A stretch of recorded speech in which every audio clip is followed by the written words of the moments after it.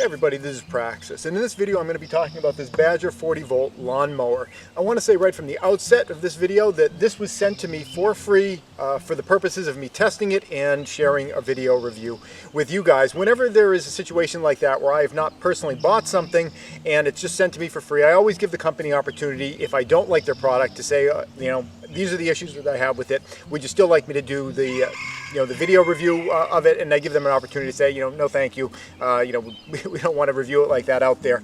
But for this particular item, I did not have to have a conversation with them about that because I really like this thing. I was actually fairly surprised. This is a little less expensive than a lot of the other brands that are out there. A lot of the tools that I have are Greenworks tools. I'm kind of familiar with those. Those are a little bit more expensive. This is less expensive. And I'm very impressed with this. I do have a few issues with it. I'm going to share with those issues that I have with you during this video, but they're nothing major. And overall, this is kind of a nice asset that I'm adding to the tools that I use around here at the house. Up until now, what I've been using for mowing the grass is one of those old-fashioned, grandpa lawn mowers that doesn't take gas or battery or anything like that.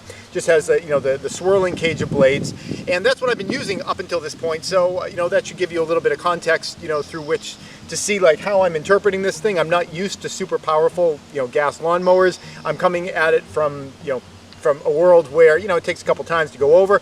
But that said, I love the fact that I can just go over the lawn once with this thing. And in particular, one of the things that I don't like about gas lawn mowers is that if you're mowing the lawn and there's someone else next to you, you gotta yell everything because the lawnmower is going so loud and you just can't, hear each other over it. This thing, it's on par with the push mower that I'm used to using that doesn't have any power in it whatsoever other than what you push into it with your arms.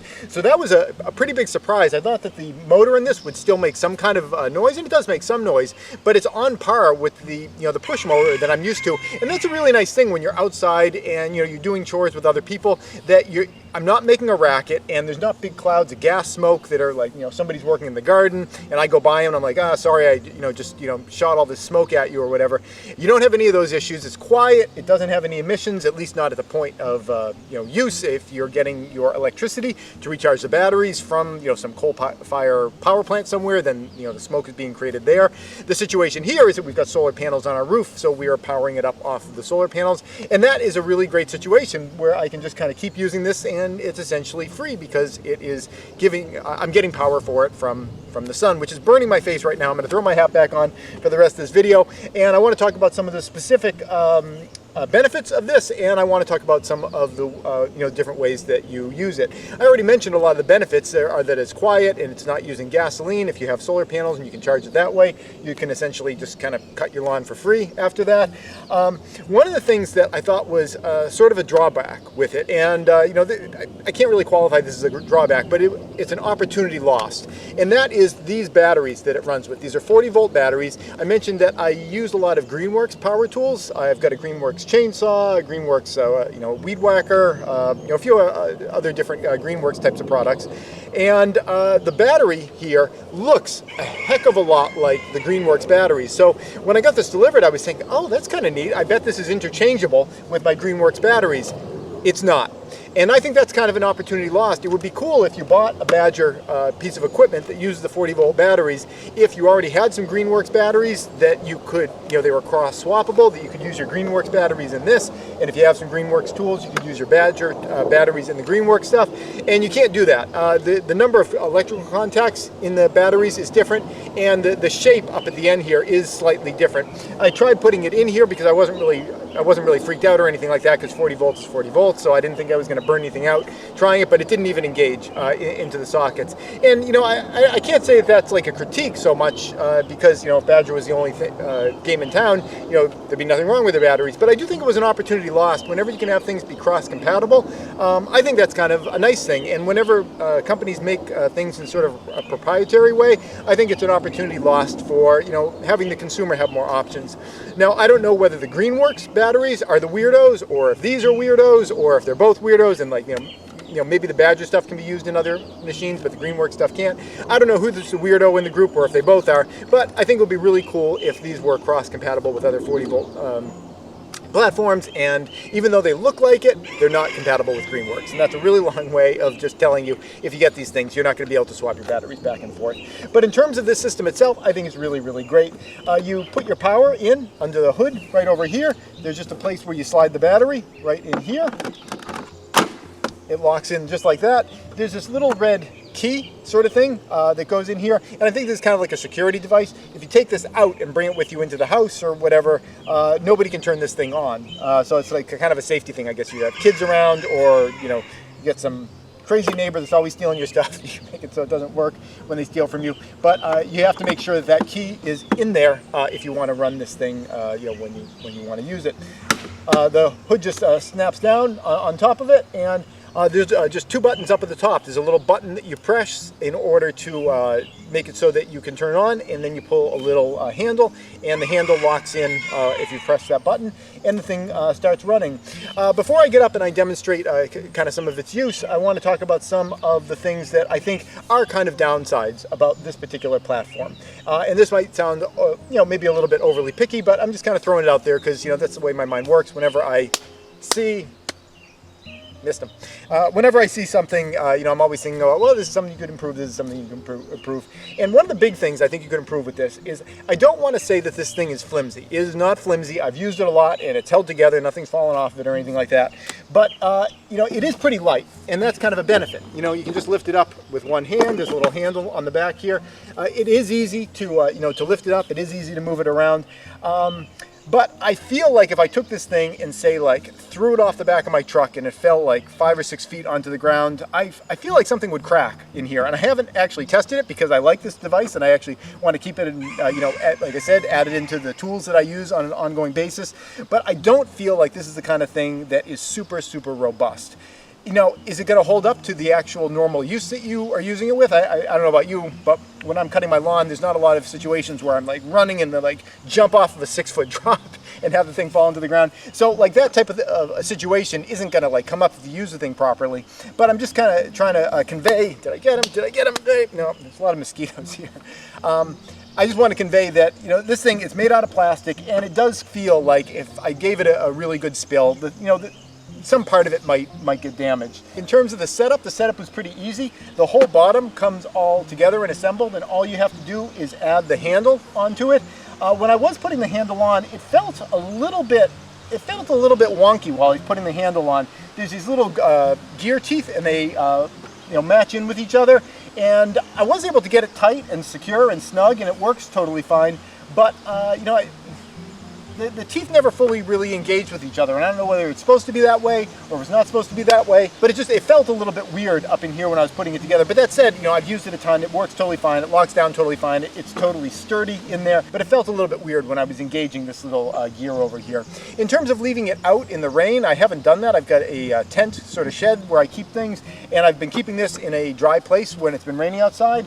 The waterproofing on it is IPX4, for whatever that's worth. It's kind of a testing regiment that talks about how much weather this thing can get. So it's made to be able to take some amount of weathering, but I just think that it makes sense to take something like this and, bring it into a sheltered location, including from sun, because this thing is made out of plastic. Plastic degrades in UV light. So UV light alone, I think, is a reason to put this at least under some kind of a cover when you're not using it.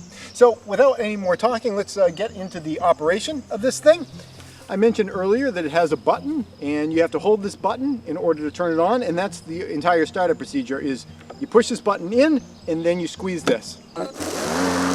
Now, I think one of the most important things as it regards battery-powered tools is how much life you're going to get out of each one of your batteries, how much work can you get done with one battery. Now, I want to show you what I was able to accomplish just with one battery charge. I ended up doing an awful lot around my yard, including some really, really dense stuff, and I'm going to show you what kind of dense material this thing can cut through all right. But I want to just show you what one battery charge got me. I've got a yard that is kind of a ring. There's a central garden over here, and we've got this ring area that goes all the way around here, and we got some peach trees over here. I was able to do all this, and it comes around right in front of the house here, and I was able to do all this area here. Now, between the two garden beds, there is a central alley here, and I did all of that, still with one battery charge. Coming around over here, we do a lot of table saw work over here. I was able to get this whole section here. This is kind of a slope, and it worked very well on the slope. I didn't have any kind of problems with it on the slope here. I was able to do this whole area, and this is coming back around to where we started, all this grass. I was also able to do this lower section here. Now, I don't mow this entire area. There's little sections of meadow within here, but all of this area and this area through here, and there's a little path down through here. All around here, we'll be doing some lumber milling, so you can see some evidence of that here. And we ended up our battery on this little trail here. And this trail here had grown in quite a bit. It was really, really thick because I just had not been mowing this for the longest time. And this is where our battery life ended. And I want to show you the type of material that we were cutting through, because it was some pretty aggressive grass and weeds that we were cutting through, and I think that was one of the things that took a lot of the life out of the battery. But you can see, you know, even without that, it was able to do quite a bit of area with just one battery charge. If you've got a larger lawn than that, it might be good to, a good idea to get two batteries, because you can kind of like swap them out back and forth. For myself, yeah, I think the one battery is just going to work fine for me, because I just kind of work in stages. But some of the some of the thickest growth was up in the back here, and let's go up to the back, and I want to show you what kind of growth we were cutting through that was similar to what we were seeing down on that little trail. Just gonna walk up past the chickens. This whole area we did with a second battery here, and right up top here next to their future chicken coop, which is not done yet, I was cutting through all of this area, and what this area here looked like was essentially like what's back here. I left some of it. This whole area was all weeds about like this, kind of like what you see here, this really tall mugwort, these really tall grasses, you know, just a whole bunch of like really thick stuff. This was the kind of really thick stuff that covered this entire area here and was similar to where our battery died down in the valley over there. And what was impressive is that even though this is just a battery powered mower, you know, it doesn't have, you know, it's not using gasoline to run, it was able to muscle through an awful lot of really, really thick stuff that, you know, I was really surprised by and I was really impressed by. So, in conclusion, if you're looking for a battery-powered mower, I would first say, oh, do you absolutely have to have a battery-powered mower? The regular push mowers that you know, I've been using for years, I think are still really great. You know, they work really well. The you know, the plus side of them is that there's no technology in them. They're, you know, they're never going to, you know, have some kind of like an electronic failure or anything like that. You know, it's a sort of situation where, you know, as long as you keep those blades sharp, you know, you're never really going to have any kind of a real issue with it. So do you really need a high technology kind of mower that is going to be running off of a battery or is going to have a gasoline engine? Because whenever you have more complexity, there's more room for failure. But if you don't want to do one of those push mowers, because, you know, there are downsides. You have to go over the grass multiple times. You can never let it get as tall as you know, you can with one of these motorized mowers, because you know, if the grass gets too tall with those kind of just push mowers, the push mower just kind of like fold the grass over and won't actually cut it. So there are all sorts of downsides with the push mowers as well. If you really want to get either a gas mower or an electric mower, or, you know, some kind of a battery power option, these Badger tools, I think, are really, really great. They're a decent price, and you know, they're very, very effective. I again was pretty surprised, because I've been used to using Greenworks tools, and those are a little bit on the pricier side. And, you know, honest to God, this Badger mower is, you know, it really gives them a run for their money. I think that it does an excellent job. It's quiet. It seems well built. Again, like I wouldn't take it and throw it off the back of a truck and have it drop 6 feet down onto concrete.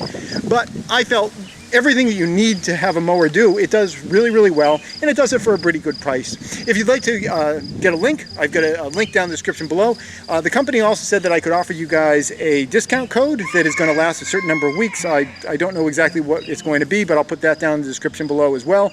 And I forget exactly, I think it might have been 10% off or something like that. But if you're thinking about it, if you're on the fence, I think the Badger mower is a pretty decent alternative, especially to the gas that is just, you know, it costs a lot of money for gasoline, and it's loud, and it puts out a lot of smoke.